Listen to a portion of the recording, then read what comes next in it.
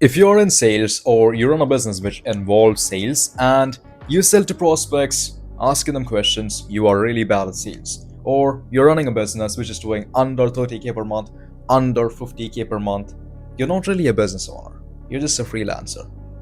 You see what I did there? This is called rage baiting. I'm pretty sure you know what rage baiting is, but I had to say it, right? And this is literally the best sales tactics in 2025, 2026. Coming years, it's gonna be the best sales tactics for selling any kind of prospect. And the founder or the inventor of this method is none other than me a couple days back when I was rage baiting my girlfriend. And I'm gonna break down exactly the step-by-step strategies how you can implement this on a sales call and actually increase your sales, your close rate, and everything. So stay tuned. And before you question what I do, what qualifications I have to tell you this advice or give you this advice, I've been running my sales agency since I was 16 till this date, and I collected for the last 9 months over 8 million in client revenue.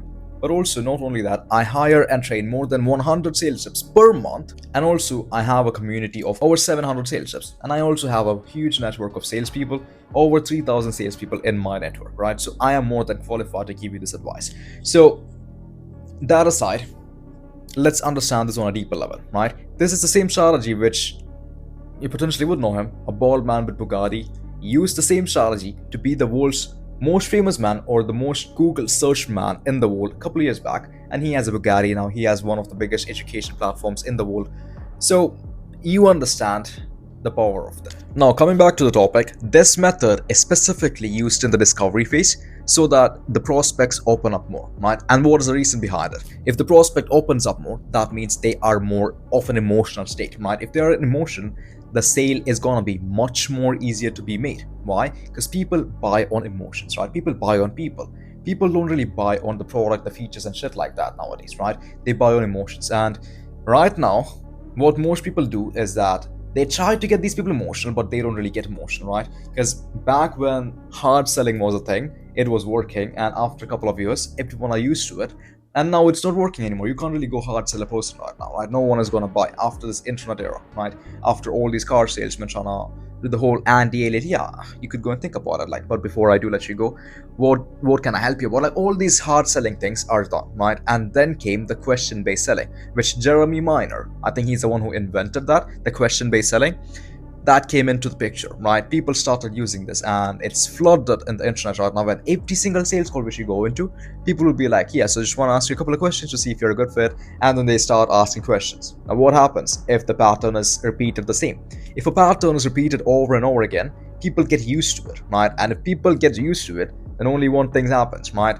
If people are used to it, they recognize patterns, and if they recognize patterns, they would get their guard up, which means you're not gonna get a prospect that opens up a lot more. And if you wanna make sure the prospect is opening up more, you gotta do the pattern interrupt, and that is rage baiting.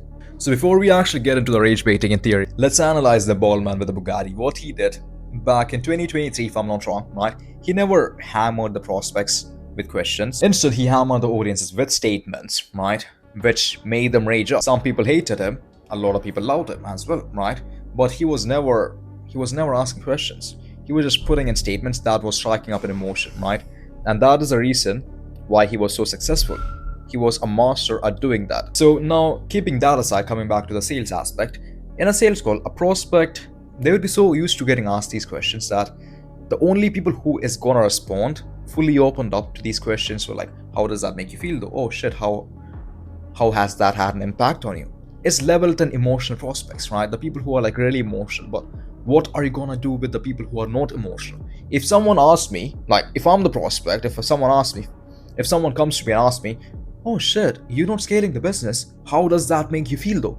I'd be like, I mean, it's alright, I'm still scaling, so it's fine, right? Or if someone asks me, "Oh shit, okay, I'm not fat, so I can't really give a fat example." So if someone asks me, "You're not being able to sell 100% of the deals, how has that made you feel? Has that had an impact on you?" I'd be like, yeah, it had impact on me, but like, get to the point, right? I'm not interested in hearing these things. And that is the literal reaction of every prospect that is getting on a call right now. And here's how we fix it. We use rage baiting. So what do you need in a sales call? You need the prospect to either open up more or shut the fuck up and give you no objections, right? And those two things are going to be solved with this method.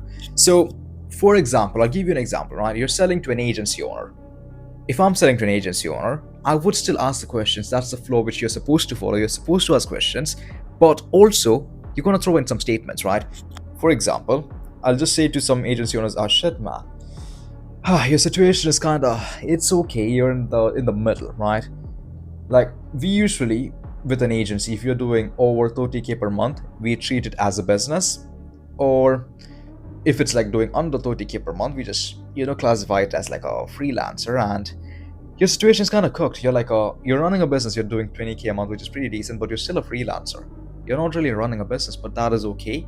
That's what we're here to fix, right?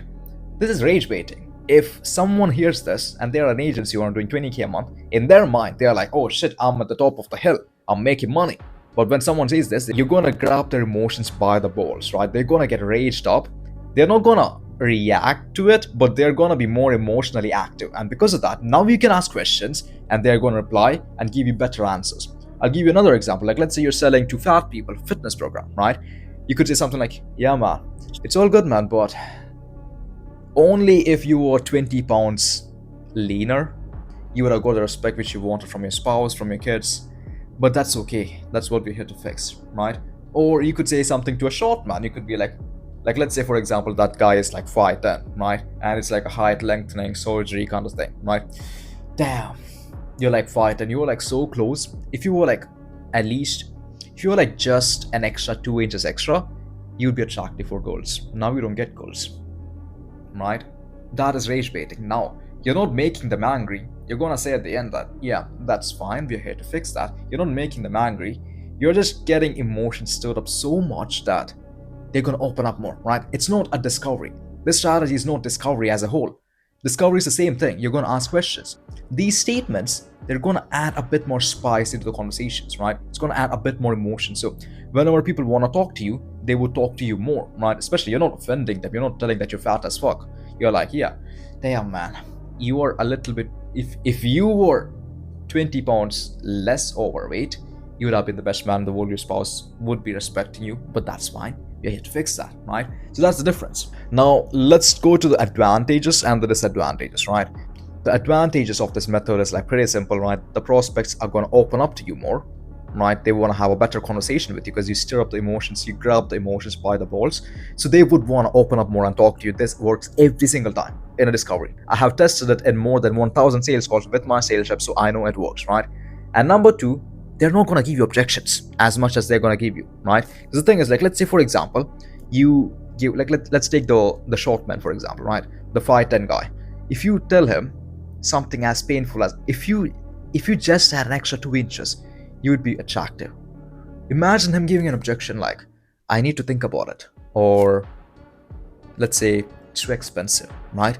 It's going to be 10 times easier to handle their objection compared to a prospect where you're just asking questions, or how does that make you feel, X, Y, and Z, right? There's no emotion being stirred up. But when there's emotion in the discovery, that is when the sale is made, right? The sale doesn't get made because of the whole pitch or the whole objection handling. The most of the sales is made in the discovery. So what happens in simple words, it's gonna be 10 times more easier to handle objections, because if you loop back the objection and try to handle it, they'll be like, okay, shit, that is right.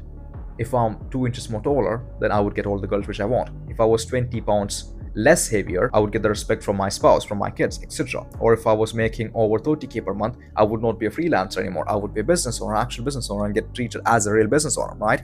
So objection handling becomes so much easier, but there is a disadvantage as well. So let's understand that, right? If you are calling out a prospect, saying something like, you're fat as fuck, or something like that, if you say something like that, the prospects get defensive, right? If you say something like, if you go to that 5'10" guy and be like, oh shit, you're 5'10", you're short, that's bad. They'd be like, bro, shut the fuck up. They would get really offended by that. And because they got offended, they would want to fight you. They would want to prove you wrong, which is something which you don't want on a sales call, right? You want them to agree with you for let's live the thing. So that is a really bad thing. You should not call them out. You should not be really direct with them. This method is really great. It's not passed yet, but if you do it wrong, you're going to lose the sale. And this is how we're going to fix it. I'm going to give you the solution as well in the call, right? So I'm not sure if you did notice it, but whenever I point out something and I rage bait them, at the end of it, I say something like, which is okay. That's why we are here, to fix it, right?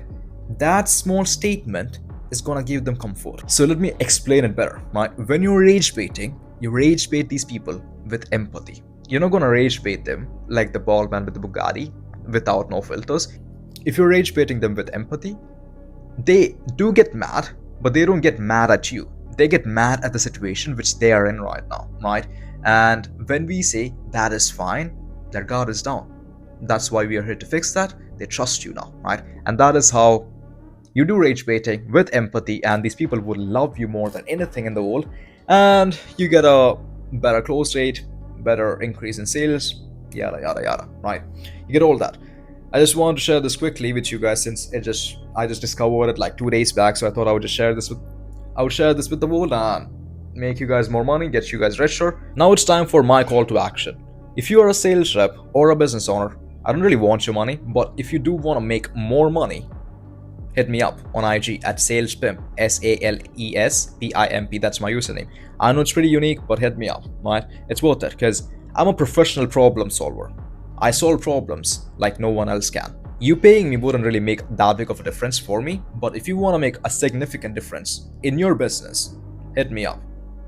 I'm here to solve your problems, right? I'm a professional problem solver, as I said. So, whatever problems you have, I'm here to fix it. If you have a close rate problem, I can fix it. If you have a lead nurturing problem, I could fix it. If you have a lead generation problem, I could fix it. Whatever problems which you have with revenue, increasing your revenue, I can fix it. So, if you're a business owner or a sales rep, DM me on IG and let's potentially work together. Matter of fact, I'm not really that selfish. If you don't really wanna work with me, it's fine. Just drop a subscribe over here and just watch my free value. You're still gonna get richer. So nice talking to you guys. So see you in the next video.